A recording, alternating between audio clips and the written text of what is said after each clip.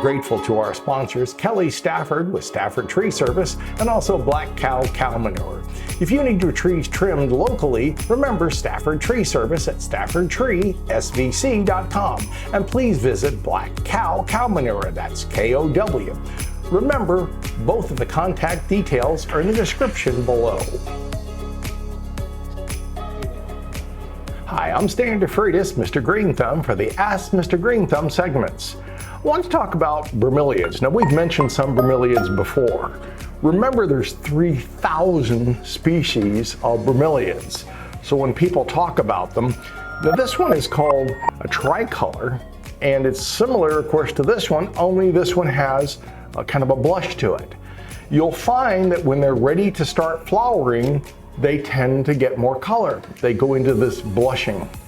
This plant originally is from Brazil, and this South American native does well in much of the US. It certainly needs to be protected if we're going down below freezing. So if you're in a colder part of the country, try to find a bright window you can bring this into. I consider this plant kind of a medium to low maintenance. It's really pretty simple. It does like highlight inside. Now outside, they can be adapted to pretty bright light, but they really probably prefer that dapple light. Instinctively, or naturally, I might say, this plant would be grown kind of in a forest situation. I would add peat moss, I would improve the soil. Remember, it needs a good deal of moisture. They will get some water, which will typically stay in the center of the bromeliad. And if that occurs, you might want to get some oil like I've got here and kind of give it a little spritz of oil. Just a few drops in there will help to stop the mosquito population from really taking off. There are some different things like dung that can be used. You can also use a material that is a particular type of bacteria that you can buy at some of the nurseries. It's one of the Bacillus thuringiensis types that will actually stop the mosquito larvae from completing its cycle.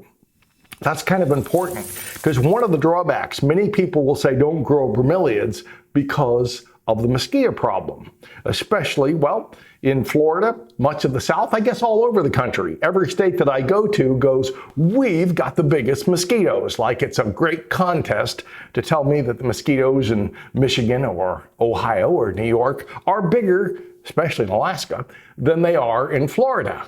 I would say make sure you water this probably every week or two. It'll normally get by in what we get naturally from rain if you're getting a good deal of rain. As far as fertilizer, I would use probably a water soluble every 3 or 4 weeks. I would cut that back during the winter season.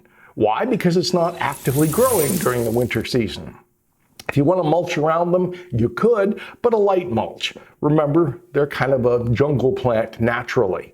They don't have many pests. They will get some spotting in the foliage, especially if you're overwatering. And if they sit in water, they could get into a rot situation. Many of the bromeliads can grow as epiphytes. In other words, they could grow on a branch, they could grow on a tree bark, they could grow on some type of log. You can have those as well. They're not real cold hardy, so bring them in if you're in an area that goes under 32 degrees during the winter. And if you want to divide them, typically in the spring, you'll remove the little pups.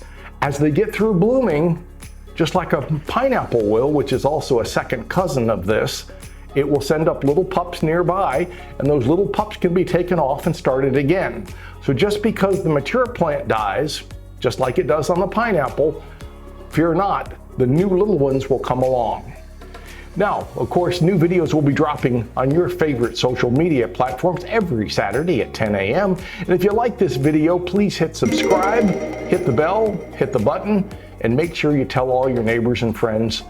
Go ahead and join because we could use more subscribers. Once again, thanks for watching.